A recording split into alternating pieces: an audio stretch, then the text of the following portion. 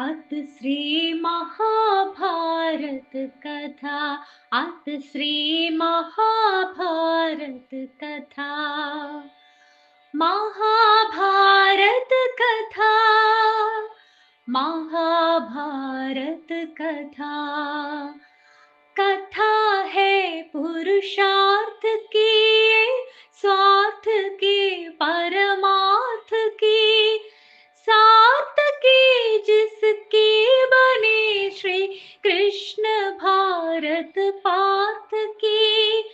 शब्द दिग्घोषित हुआ जब सत्य साधक सर्वथा। शब्द दिग्घोषित हुआ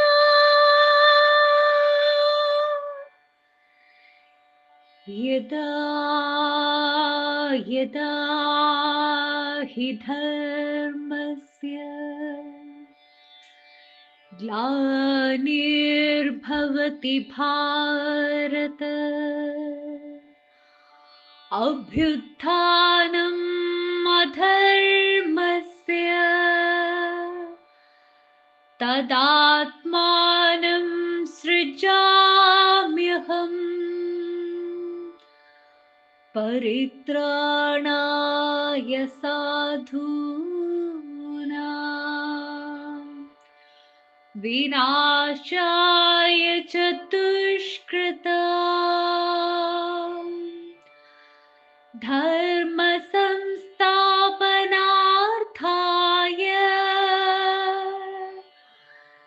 संभवामि युगे युगे।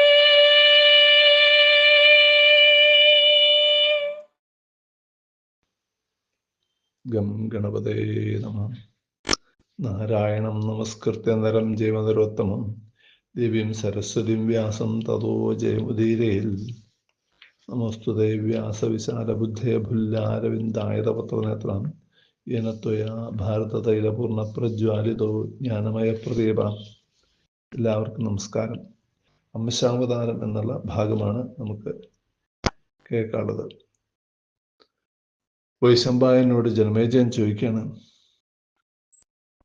ഇവരെല്ലാം ദേവന്മാര്, ദാനവന്മാര്, യക്ഷരക്ഷസുകളൊക്കെ ഭൂമിയിൽ എങ്ങനെയൊക്കെയാണ് ജന്മം കൊണ്ടത് എന്ന് ചോദിച്ചപ്പോൾ വിശദീകരിച്ച് പറയാമെന്ന് പറഞ്ഞാൽ ഏതാണ്ട് ഒരു 90ഓളം പേരുടെ അവതാരത്തിനെ പറ്റി പറയുന്നുണ്ട്. ചിലർ രാക്ഷസന്മാരാണ്, ചിലർ ദേവന്മാർ തന്നെയാണ്.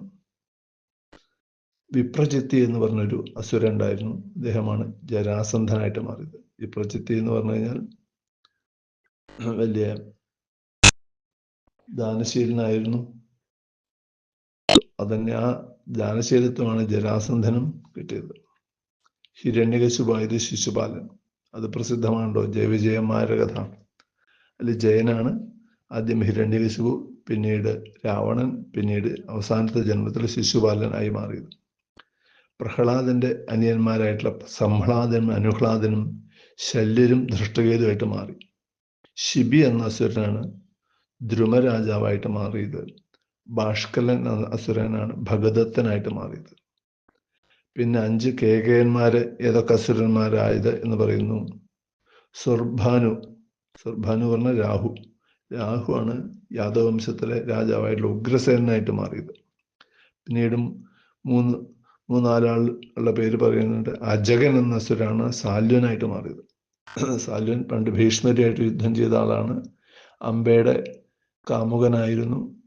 അങ്ങനെ ഭീഷ്മര് തട്ടിക്കൊണ്ടുപോയപ്പോൾ അംബ തിരിച്ച് കാശി രാജ്യത്തേക്ക് ചെല്ലുമ്പോൾ സാല്വൻ സ്വീകരിക്കുന്നില്ല. ആ പേരിൽ ഭീഷ്മരും സാല്വനും കൂടിയും യുദ്ധം ചെയ്ത് സാല്വനെ ഭീഷ്മര് തോൽപ്പിക്കുന്നുണ്ട്. പിന്നീടും കുറെ കാലം കഴിഞ്ഞ് ജരാസന്ധന്റെയും ശിശുപാലന്റെയൊക്കെ സുഹൃത്തായി. ശിശുപാലൻ മരിച്ചു എന്ന് കേൾക്കുമ്പോൾ ദ്വാരകാപുരി നശിപ്പിക്കുകയും അതിനുവേണ്ടി പുറപ്പെട്ടപ്പോൾ ഭഗവാൻ സാല്വനെ കൊല്ലുകയും ചെയ്യുന്നുണ്ട്. പിന്നീട് അങ്ങനെ 1041 അസുരന്മാരുടെ കഥ പറഞ്ഞ ഓരോരോ രാജാക്കന്മാരായിട്ടുള്ളവരെ കഥകളൊക്കെയാണ് പറയുന്നത്. ഇത് വളരെ പ്രസക്തമല്ല. പിന്നീട് ക്രോധവശഗണം എന്ന് പറഞ്ഞ 8 പേരുണ്ട്. അവരാണ് 8 കാലയന്മാരായിട്ട്.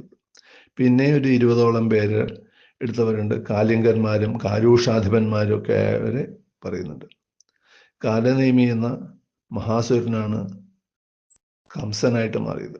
കാലാഴിമഥന സമയത്ത് ഭഗവാൻ നേരിട്ട് കൊല്ലുകയാണ് ചെയ്തത്. എന്നാലും അത് ആ കാലനേമയുടെ കാലനേമേഹേ വാസന മാറിയിട്ടുണ്ടായിരുന്നില്ല. അങ്ങനെയാണ് കംസനായിട്ട് ജനിക്കുന്നത്.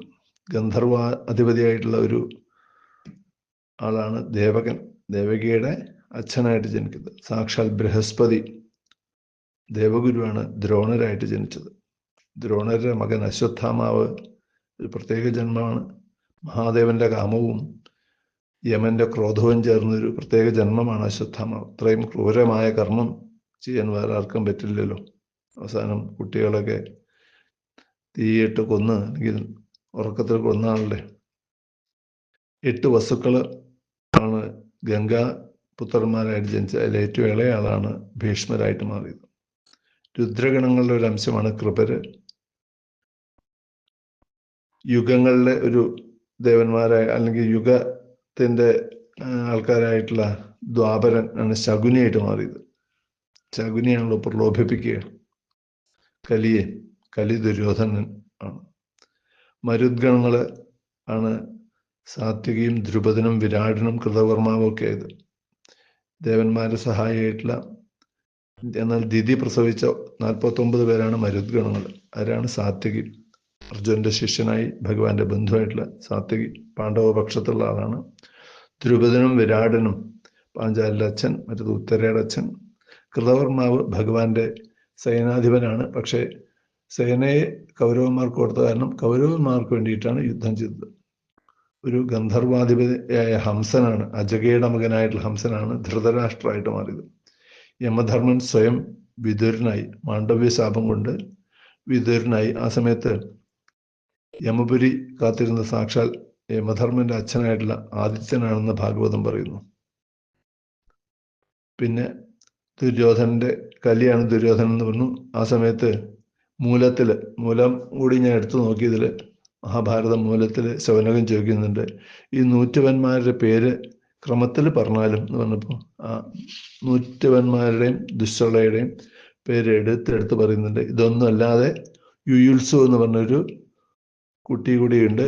ധൃതരാഷ്ട്ര ഒരു ശൂദ്ര സ്ത്രീയിലുണ്ടായ ആളാണ് യുയുത്സു. ബാക്കി 101 ആളുടെ പേര് എടുത്ത് പറയുന്നുണ്ട്. അവരൊക്കെ പുലസ്ത്യ വംശത്തിൽപ്പെട്ട ചില രാക്ഷസന്മാരാണ് അങ്ങനെയായിട്ട് മാറിയത്. പിന്നീട് പ്രസിദ്ധമായ 5 പാണ്ഡവന്മാരുടെ പറയുന്നു. ആരുടെ അംശമെന്ന് എടുത്ത് പറയേണ്ട ആവശ്യമില്ലല്ലോ. അതിൽ അഭിമന്യു ചന്ദ്രന്റെ മകനായിട്ടുള്ള സുവർച്ചസ്സാണ് അഭിമന്യായത്. ചന്ദ്രന് സമ്മതമായിരുന്നില്ല അത്രേ ഈ ദേവന്മാരുടെ എല്ലാവരും ഇങ്ങനെ ഓരോതായിട്ട് അവതരിക്കണം എന്ന് പറയുമ്പോൾ ചന്ദ്രനുണ്ടായ കുട്ടിയാണ് സുവർച്ചസ്. അപ്പോൾ ഞാൻ സുവർച്ചസിനെ വിട്ടുകൊടുക്കില്ല എന്ന് പറഞ്ഞപ്പോൾ ചന്ദ്രൻ സമ്മതിച്ചില്ല. എന്നാ വേണ്ടില്ല, ചുരുങ്ങിയത് ഒരു 16 വർഷം അങ്ങ് സഹിക്കുമെന്ന് പറഞ്ഞു. അപ്പൊ ചന്ദ്രൻ പറഞ്ഞു എന്നാ അങ്ങനെ ആവാം, 16 വർഷം കഴിഞ്ഞ കൃത്യം 16 വർഷം കഴിഞ്ഞ് എനിക്ക് ഇവനെ തിരിച്ചു തരണം എന്ന് പറഞ്ഞു. അതാണ് ഇത്ര അഭിമന്യു 16ാമത്തെ വയസ്സിൽ വീരമൃത്യു വരിക്കാൻ കാരണം. സാക്ഷാൽ അഗ്നിദേവന്റെ അംശമാണ് ധൃഷ്ടദ്യുമ്നൻ. ഒരു ഗുഹ്യകനാണ്, യക്ഷൻ ആണ് ശിഖണ്ഡിയായിട്ട് മാറിയത്. മൂലത്തിൽ രാക്ഷസൻ എന്നാണ് കാണുന്നത്, ഇവിടെ ഗുഹ്യകൻ എന്ന് കാണുന്നു. വിശ്വദേവന്മാരാണ് പാഞ്ചാലിയുടെ 5 മക്കളായത്. സാക്ഷാൽ സൂര്യനാണ് വസുഷേണനായത്. വസുഷേണൻ വൈകർത്തനൻ എന്നൊക്കെ പേരുണ്ടെങ്കിലും പിന്നീട് കർണൻ എന്നുള്ള പേരിൽ അദ്ദേഹം പ്രസിദ്ധനാകുകയാണ് ഉണ്ടായത്. സാക്ഷാൽ ദേവദേവൻ ആണ് വാസുദേവനായിട്ട് മാറിയത്. വിഷ്ണു തന്നെ അംശം കൃഷ്ണൻ എന്നറിഞ്ഞാലും മാധവമതം അറിഞ്ഞ അംബുജോത്ഭവൻ ചൊല്ലാൽ. അങ്ങനെ അംബുജോത്ഭവന്റെ ചൊല്ല് കാരണം ഇന്ദ്രൻ അപ്സര സ്ത്രീകളെയൊക്കെ അവരോടൊക്കെ ഭഗവാന്റെ പത്നിമാരാവൻ. ദേവി ഭാഗവത്തിലെ ആ കഥയുണ്ട്. 16,000 അപ്സര സ്ത്രീകള് നരനാരായണന്മാരിൽ നാരായണനെ ഇളക്കാൻ ചെന്നു. ഒടുക്കം തോറ്റ് അദ്ദേഹത്തിനോട് വരം ചോദിച്ചു, അങ്ങയുടെ പത്നിയാവണം. അങ്ങനെയാണ് പിന്നീട് കൃഷ്ണപത്നിമാരായി അവർ മാറുന്നത്. സാക്ഷാൽ മഹാലക്ഷ്മിയാണ് രുക്മിണിയായത്.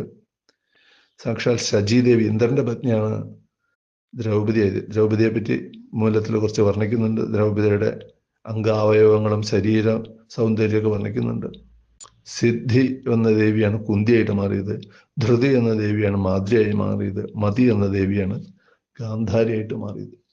ഇങ്ങനെ ഒരു 89-90 ആളുടെ പേരെടുത്ത് പറയുന്നുണ്ട്. ഇത്രയും പറഞ്ഞ സമയത്ത് ജനമേജയൻ ചോദിക്കുകയാണ്, യയാതിയുടെ മക്കളാണല്ലോ പൂരു. ആ പൂരുവിൻ്റെ വംശത്തിൽ പ്രസിദ്ധനാണ് ദുഷ്യന്തൻ. ആ ദുഷ്യന്തൻ്റെ കഥ പറയണം എന്ന് പറയുമ്പോൾ പിന്നീട് അത് പറയുകയാണ്. സർവം ശ്രീകൃഷ്ണാർപ്പണമസ്തു.